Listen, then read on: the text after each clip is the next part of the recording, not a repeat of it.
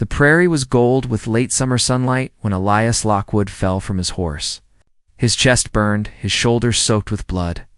Bandits had attacked on the trail, leaving him with nothing but an empty pistol and a wound that would not stop bleeding.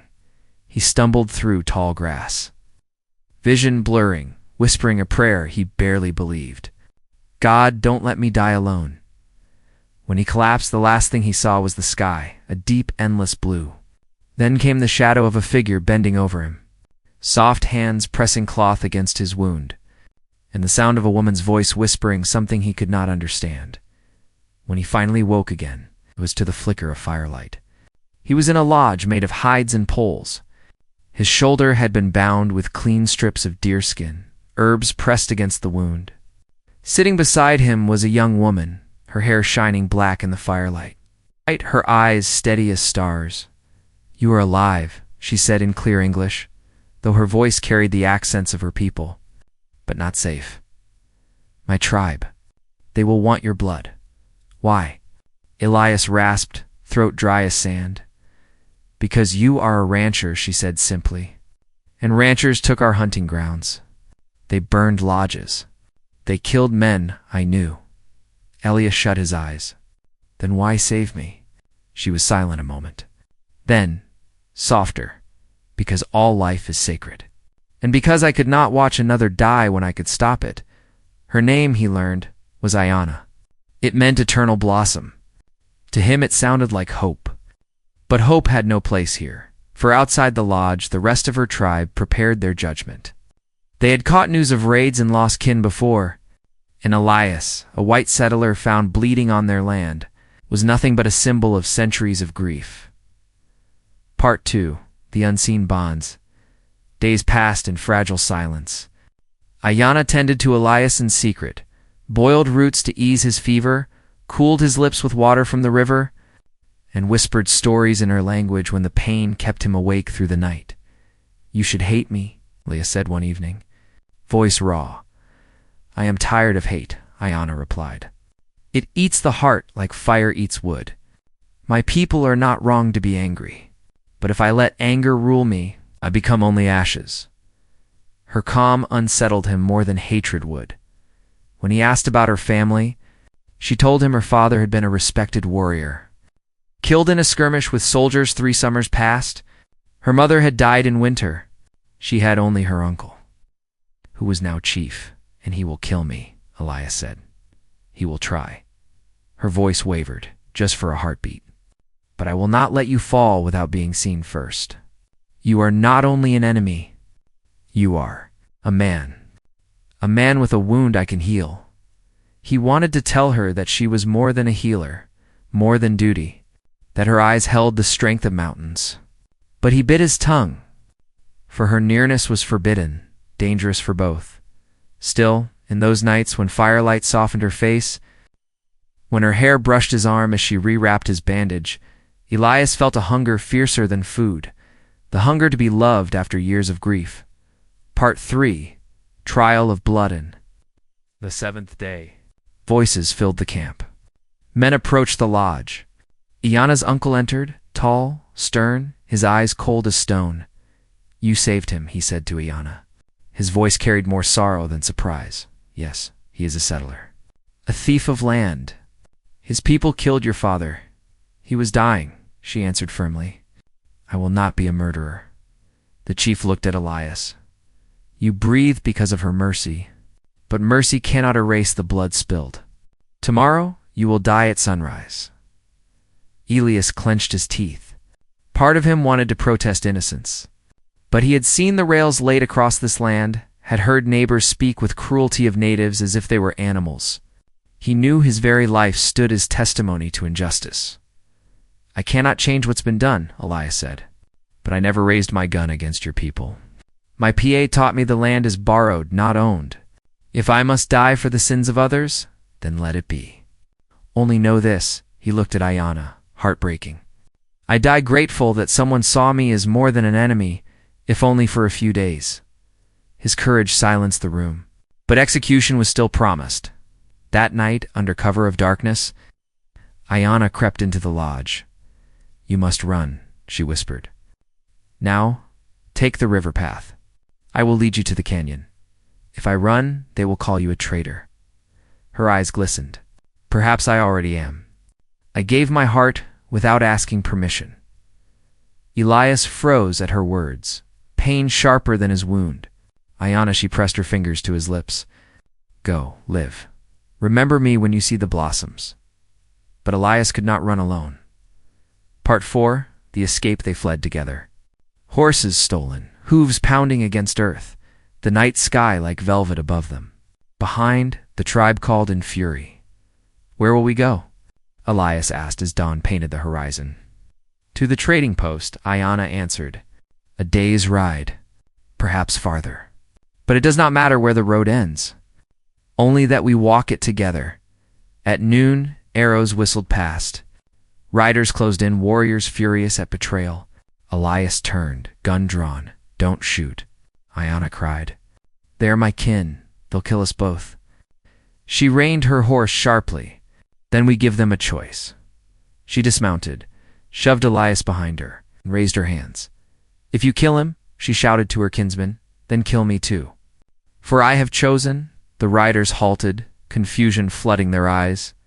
"You would betray your own blood," one demanded. "I betray nothing," Ayana answered. "I choose love, not hate.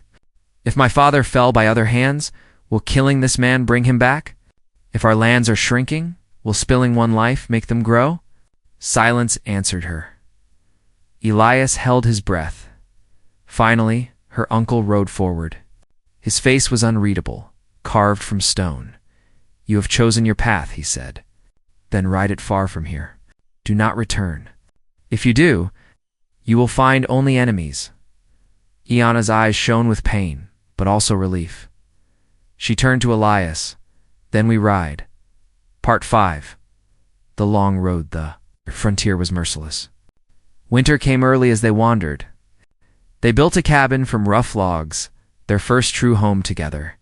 Elias herded stray cattle when he could. Ayana grew herbs in frozen soil. At night they sat by the fire, their hands entwined, whispering stories in 2 languages, his of ranch life, hers of star myths her father once told. They were outsiders to both worlds, a white rancher, a native woman. When they entered towns, stares cut sharp, whispers branded them forbidden. Yet each whisper only bound them closer. One evening, Elias found Ayana outside, weeping softly among snow-laden branches. "What is it?" he asked, gathering her in his arms. "They have cut me away from my people. I hear their drums in my dreams, but I cannot answer." He kissed her hair. "Then I will be your drum. I will beat as long as I have breath." She smiled through tears. "And I will be your blossom in winter." Part 6. Betrayal and fire in spring. Trouble found them. A band of outlaws raided their cattle, saw Ayana and laughed cruelly. "What's this?" one sneered. Rancher took himself a squaw. "Ain't proper. We'll take her off your hands." Elias stepped in front of her, gun lifted. "You won't touch her." They drew pistols. Shots rang. Elias fell with blood on his side. Ayana screamed, dragged him back to their cabin. She put every herb to work, binding wounds like she had that first night. But the outlaws set fire to their barn. Flames rose high. When one outlaw burst through the door to drag her away, Ayana seized Elias's rifle and leveled it. "Leave or face the fire you lit." Something in her eyes made the man falter. He fled. She knelt beside Elias, sobbing. "Stay with me. I cannot lose you."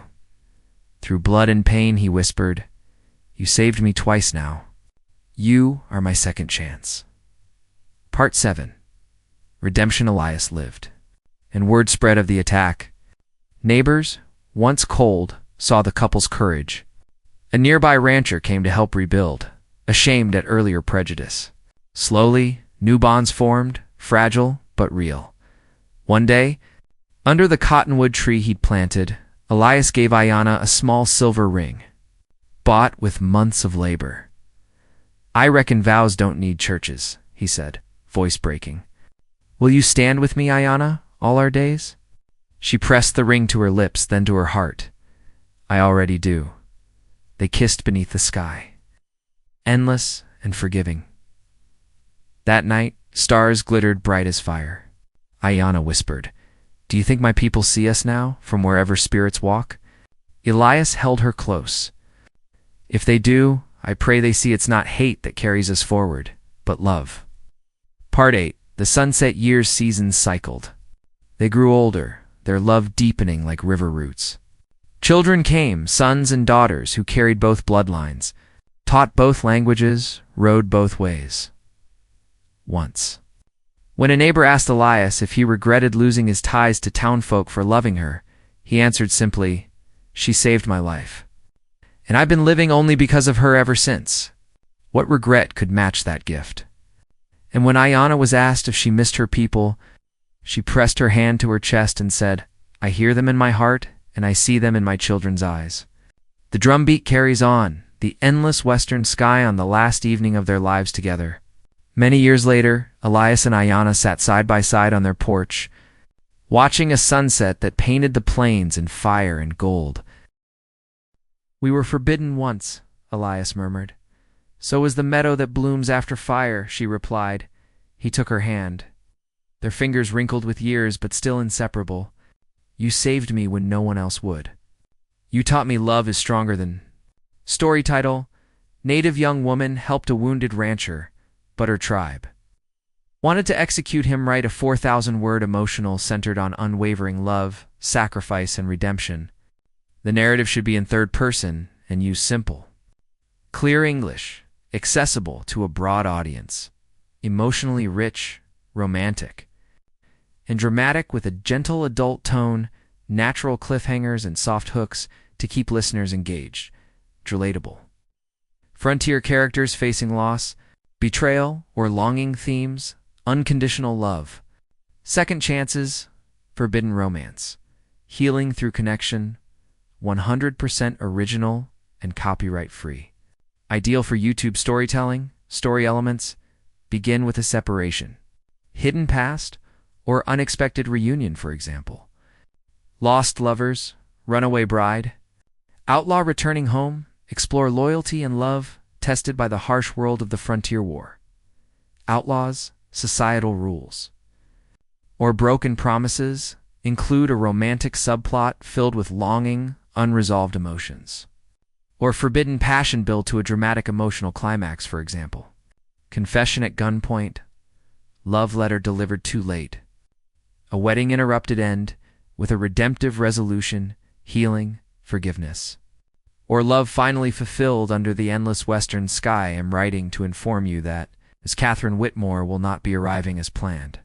She has reconsidered the arrangement and chosen to remain in Boston. We apologize for any inconvenience. Sincerely. The Matrimonial News Agency. Samuel crumpled the paper slowly, his jaw tight. 3 years. 3 years he'd saved every penny, fixed up the cabin, planted roses by the door roses that would bloom for no one now. At 35, he'd finally gathered the courage to send for a bride. Tired of the echo in his empty house, tired of talking to cattle and stars, he should have known better. Who would want a scarred rancher with calloused hands and a heart that had forgotten how to trust? The wind picked up, scattering dust across the yard. Samuel turned back to his empty house, resigned to another decade of solitude. He didn't see the woman watching from behind the table. She'd been hiding there since dawn, having walked the last 5 miles after the stagecoach threw a wheel. Her traveling dress was torn, her hair escaped from its pins, and her stomach growled with hunger. But Josephine Joe, Harper had come too far to turn back now. She wasn't Catherine Whitmore. She was nobody, a saloon girl from Denver who'd intercepted a letter meant for another woman. Seen a chance at a new life and taken it. The real Catherine had indeed stayed in Boston, but Joe didn't know that. All she knew was that Samuel McKenna expected a bride, and she desperately needed to be someone's wife before her past caught up with her. Through the barn slats, she studied him. Tall, broad-shouldered, with dark hair that curled at his collar. A scar ran from his left temple to his jeweled silver in the morning light. He moved with the careful grace of a man who'd learned not to waste motion, not to trust easily. He's going to send me away the moment he knows the truth. But she had nowhere else to go. Taking a deep breath, Joe stepped out from behind the barn. "Mr. McKenna?" He spun around, hand instinctively moving to the revolver at his hip before stopping. His eyes gray as storm clouds widened at the sight of her. I'm Catherine," she lied, the name strange on her tongue.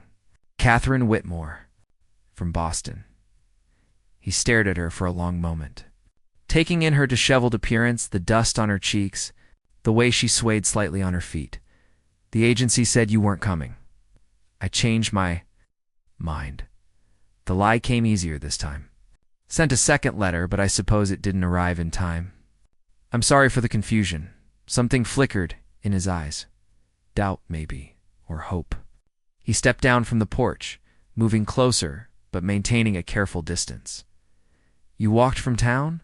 "The stagecoach broke down. I was eager to arrive in those shoes." He glanced at her delicate boots, completely unsuitable for ranch land. Joe lifted her chin. "I'm stronger than I look, Mr. McKenna." For the first time, the corner of his mouth twitched almost a smile. "Samuel. Call me Samuel. Samuel," she repeated, and something warm unfurled in her chest. He studied her another moment, then nodded toward the house. "You must be hungry.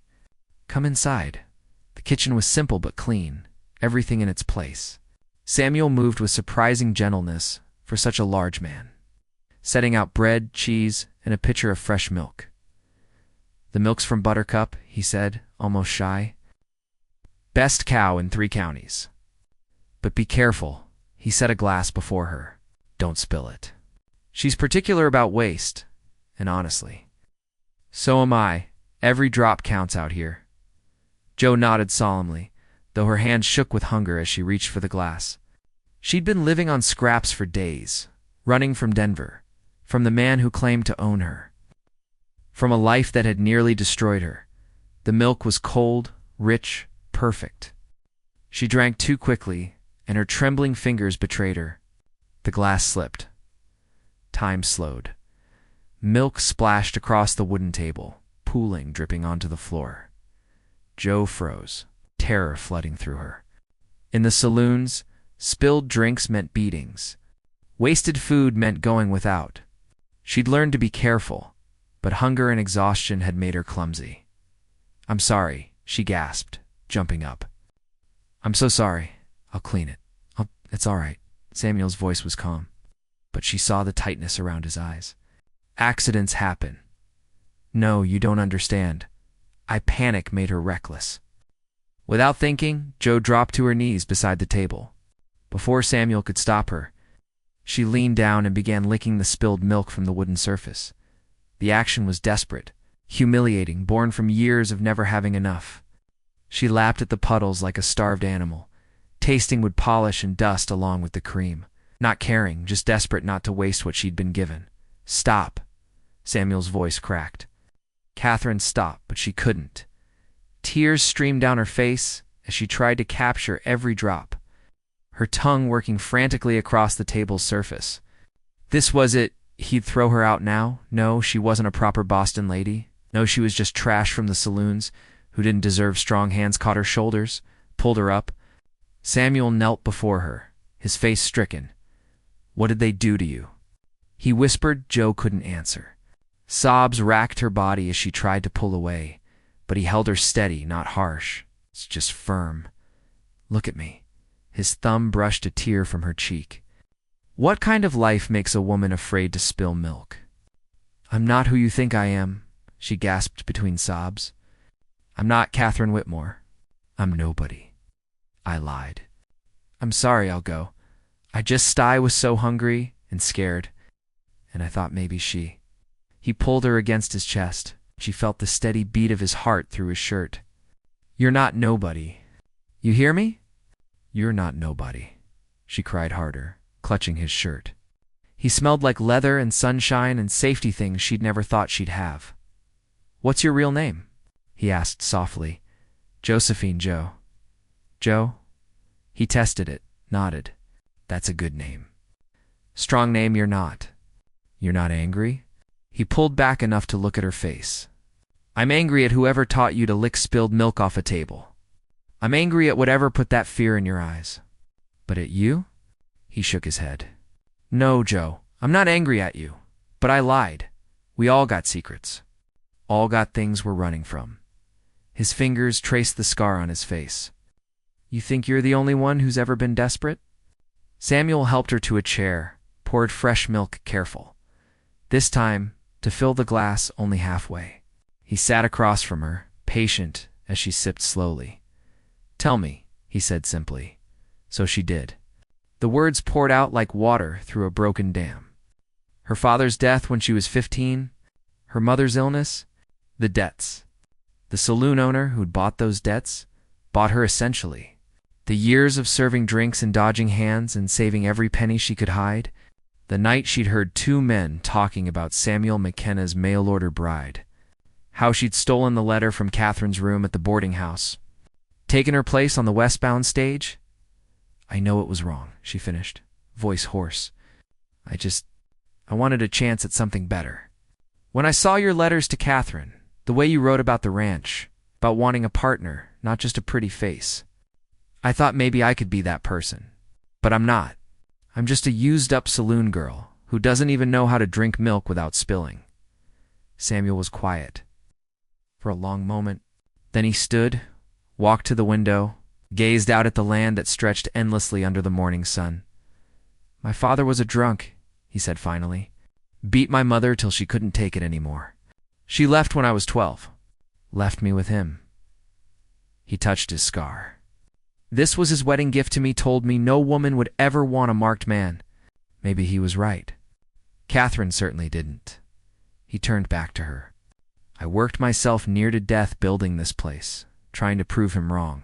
Sent for a bride thinking maybe if she didn't know me first, didn't see the scars inside and out. But you know what I realized? When I saw you standing by my barn? Jo shook her head. I was relieved. Relieved that Catherine hadn't come. Because a Boston lady who'd never known hardship? She wouldn't understand why I wake up screaming some nights. Wouldn't understand why I count every penny twice, save every scrap. But you? He moved closer. You understand being hungry? You understand being afraid. You understand fighting for better, even when the world says you don't deserve it.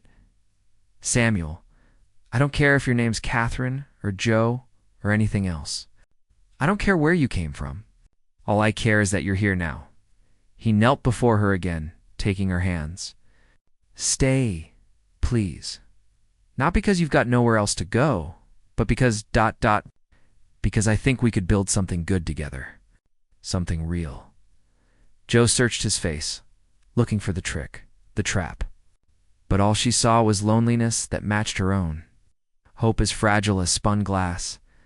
I don't know how to be a proper wife, she whispered. I don't know recipes or fancy stitching or I don't need proper... I need honest. I need someone who won't run when things get hard.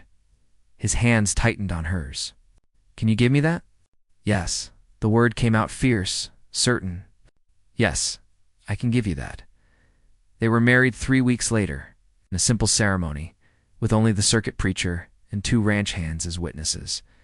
Jo wore a dress Samuel had ordered from town, nothing fancy, but new and clean in hers. When the preacher asked if anyone objected, Samuel's hand found hers, squeezed tight.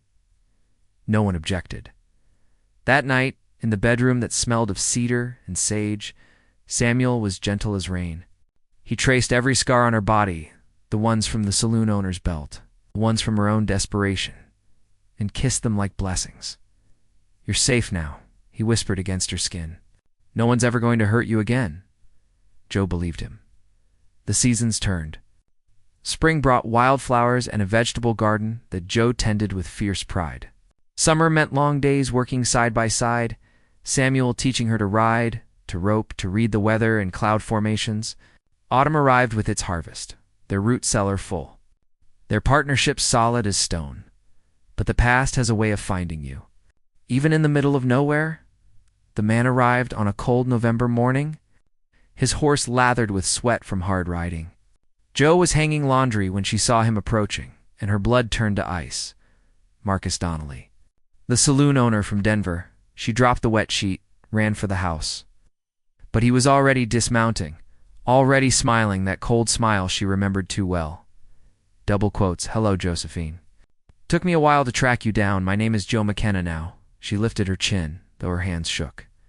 "I'm a married woman. Married." He laughed. "That's rich. You think a piece of paper changes what you are?"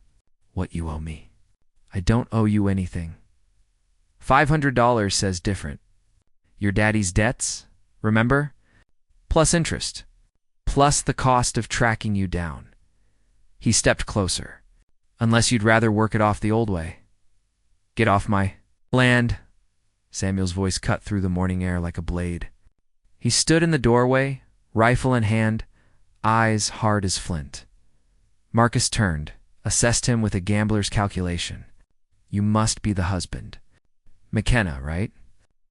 Let me explain the situation." "I know the situation." Samuel moved down the steps, rifle steady. "I know who you are, what you did. My wife told me everything. Your wife." Marcus laughed again. "She'll tell you how many men the rifle shot echoed across the valley. The bullet kicked up dust an inch from Marcus's boot. "Next one won't miss," Samuel said calmly. "Here's what's going to happen. You're going to get on your horse and ride away. You're going to forget Joe exists. Because if I see you again, if I hear you've been asking about her, if you so much as whisper her name in a saloon somewhere, I'll hunt you down myself." He smiled, and it was terrible. "I've got friends among the Lakota. They've got real interesting ways of dealing with men who hurt women."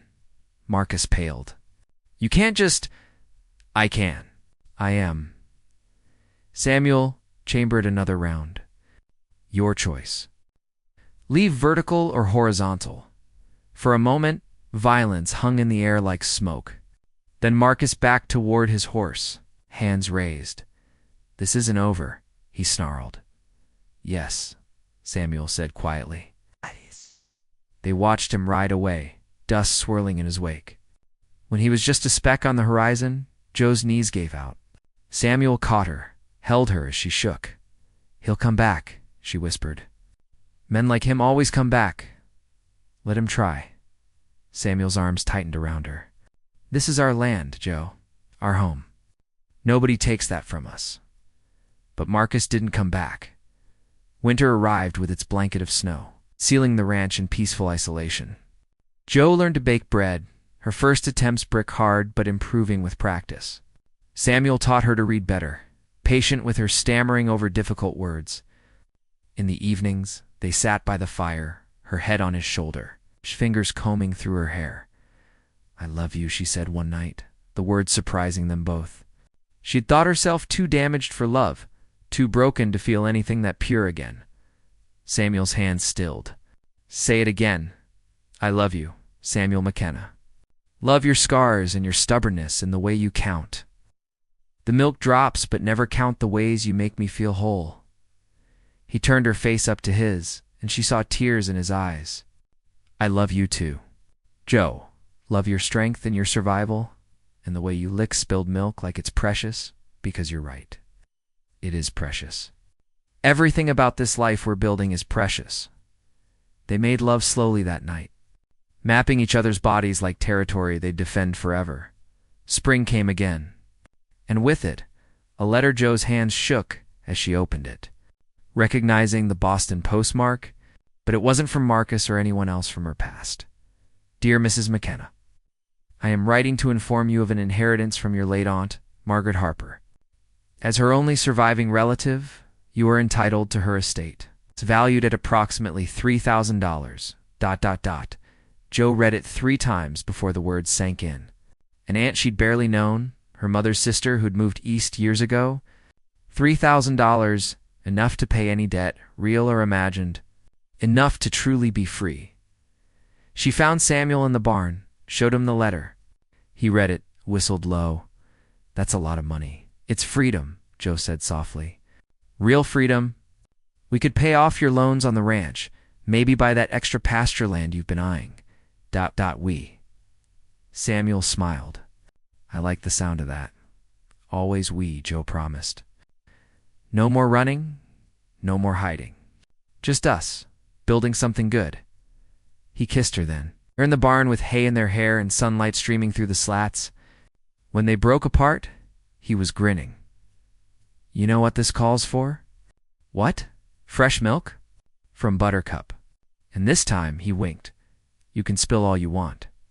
We can afford it now. Joe laughed, the sound bright as birdsong. Maybe just a little spill. For old time's sake?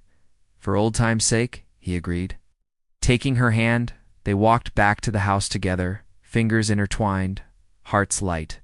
Behind them, the barn cat lapped up some spilled milk. Story title: The Lonely Rancher warned, don't spill the milk the mail-order bride did. But licked every drop, write a 4,000-word emotional centered on unwavering love, sacrifice, and redemption. The narrative should be in third person and use simple, clear English, accessible to a broad audience. Requirements: emotionally rich, romantic, and dramatic with a gentle adult tone, natural cliffhangers, and soft hooks to keep listeners engaged, relatable. Frontier characters facing loss, betrayal, or longing themes, unconditional love. Second chances, forbidden romance, healing through connection, 100% original, and copyright-free. Ideal for YouTube storytelling. Story elements. Begin with a separation. Hidden past or unexpected reunion, for example. Lost lovers, runaway bride. Outlaw returning home. Explore loyalty and love tested by the harsh world of the frontier war. Outlaw societal rules. Or broken promises include a romantic subplot filled with longing, unresolved emotions.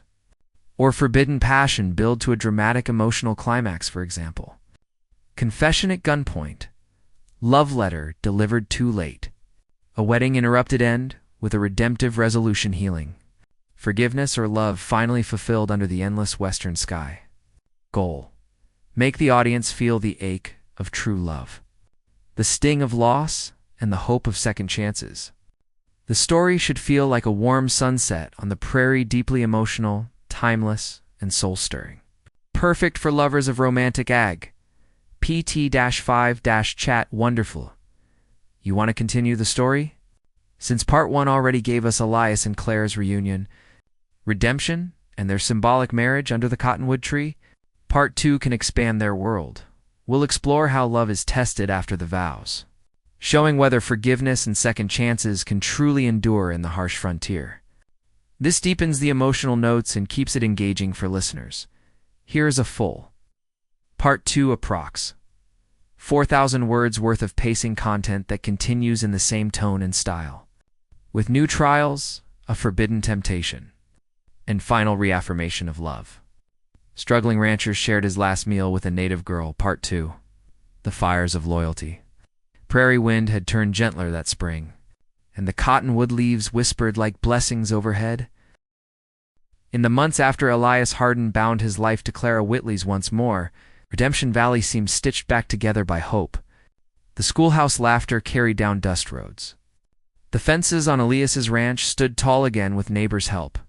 And even the stars, those same stars that had shifted so strangely the night moon willow came to his door, seemed to burn brighter when the lovers looked up. But happiness is never a simple thing on the frontier. It was like water scooped in calloused hands. Precious, but always at risk of slipping through the cracks. And as Elias and Clara built their life anew, shadows long buried returned to test whether the love they had fought so hard to reclaim could weather storms that marriage vows alone could not still. The ghost of debt for all his newfound joy, Elias could not shake old burdens. The outlaws who had stormed the general store were not the only men chasing Hardin's past.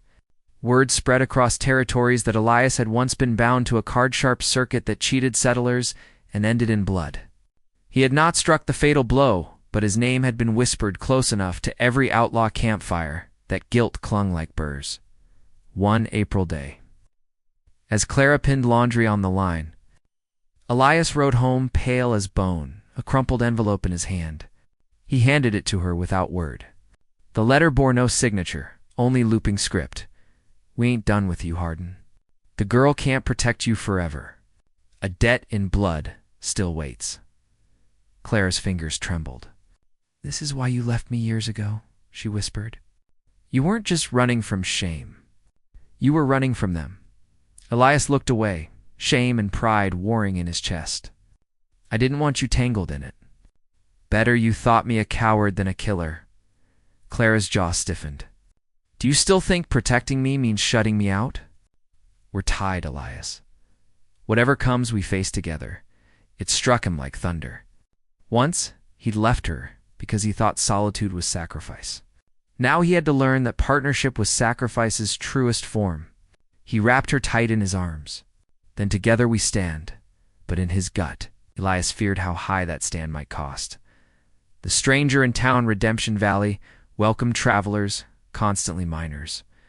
Preachers, cowhands passing through. But the arrival of one woman, that summer, nearly tore open Elias and Clara's fragile new bond. She rode in astride a black mare. Her figure slim yet strong, dressed in a gambler's velvet coat, eyes sharp as broken glass. Folks called her Seraphine Vale. She claimed to be hunting cards, whiskey, and a familiar ghost of a man named Elias Hardin. The first time Elias saw her at the saloon, his chest hollowed. Years earlier, in younger days of cards and foolish boasts, he had flirted with her long enough to owe her more than coin. Not love, never that, but secrets she could wield like daggers if she pleased. She smiled when their eyes met. The mighty Elias, still breathing. I wondered how. And Claire, arriving to fetch her husband home, saw the heat in Seraphine's gaze and felt jealousy bite like rattlesnake venom. She waited until they were alone that night before speaking. "Who is she?" Clara asked, her voice brittle but steady. "An old tie I never should have bound," Elias admitted. "One drink, one game with the wrong crowd, and she held me by the throat for years. But she never had my heart, Clara. She only had my mistakes." Clara turned away, hurt plain in her eyes. "Clara," Elias said softly, "you asked me once if I ever stopped loving you. Truth is, even at a gambler's table, even with crowds and smoke and women like her, all I ever thought of was you. Every hand I played, I heard your voice telling me to come home." She looked back at him then, tears shining. "You've got to prove that isn't just talk." Elias lifted her hand to his lips. "Darlin', I'd sell my soul to prove its truth." Fire on the horizon. Weeks later, fire swept across the prairie. Sparks carried on wind threatened to devour the edges of Redemption Valley. Elias and Clara stood shoulder to shoulder with neighbors, beating flames with wet blankets, hauling water from the creek, their faces blackened with smoke. In the chaos, Clara vanished. Elias turned frantic, searching through smoke. At last he found her caught in a burning fence line, as fire encircled. Without thought, he threw himself into the blaze, his coat scorching as he lifted her free. Together they staggered from the fire just as neighbors doused the fence. "You mad fool." Clara sobbed, clutching him. "You could have burned alive?" "I'd rather burn by your side than live this life without you," Elias gasped, blistered but alive. Those words echoed in the firelight, burned deeper than any flame. Clara kissed him through tears, knowing then that no ghost from his past, no jealous stranger, no wildfire kindled by the earth could break what they had rebuilt. Moon. Willow returned Sodom, brought another shadow and blessing from Elias's past. One evening, a rider approached the ranch. It was Moon Willow, no longer the frail child he once sheltered, but a young woman now, strong and graceful. She dismounted with eyes warm as the prairie dusk. "You saved me once," she said simply. "Now I come with warning. Men ride carrying your name, outlaws sworn to settle debts. They mean to strike here at your home, thinking love is weakness. But the stars still guard you, Elias Hardin. Don't forget." Elias swallowed hard, memory of that night sharp and alive again. The stars had shifted then. He believed in his soul they would not abandon him now, together. He and Clara readied for the storm. The reckoning the outlaws came at dusk, black shadows against a red sky. Guns drawn, voices cursing Elias Hardin's name. But Elias did not run this time. On the porch stood Clara, rifle steady. At his side stood Elias, revolver loose at his hip. Behind them, Moon Willow watched, bow in hand, silent sentinel. Harden.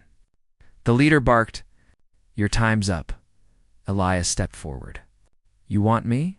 "I am. But leave them out." The gunfight that followed raged fierce and loud. Smoke filled the yard. Bullets ripped fences. Sparks cracked off stone. But Elias fought not as a desperate gambler, now he fought as a man with something worth protecting. Clara's love steadied his aim. Her voice cut through the din, "Elias, stay with me." And each cry guided him true. When the dust cleared, the surviving outlaws fled into the night broken. Elias, bleeding from a graze, stood with Clara's arms around him, and above them stars glittered sharp and impossibly clear. As if once more the heavens leaned low to bear witness, redemption under the stars that night. Elias and Clara lay side by side in the quiet cabin, her hand resting over his bandaged arm. Moon Willow sat outside with the horses, singing softly to the night. Elias whispered, voice raw, "Clara, do you see? I spent half my life thinking love meant walking away for safety. But tonight, love is standing and facing the fire with you. Whatever comes, I'll never turn my back again." Tears slipped down Clara's cheeks, soft but shining. "I believe you, and I'd rather share one day by your side in truth than 100 years built on lies." Elias kissed her temple, gazing at the stars through the window. They seemed closer than ever, glowing like lanterns hung just for them. Maybe the stars shifted that night, not for me. "Not for Moon Willow alone," he murmured. "Maybe they moved so I'd find my way home." "To you?" Clara smiled faintly, her fingers curled with his. "Then let them always watch us, because we've been given our second chance, and beneath the endless western sky, with debts faced, fears overcome, and hearts mended through fire and forgiveness, their love stood truer than ever and broken, unafraid, eternal."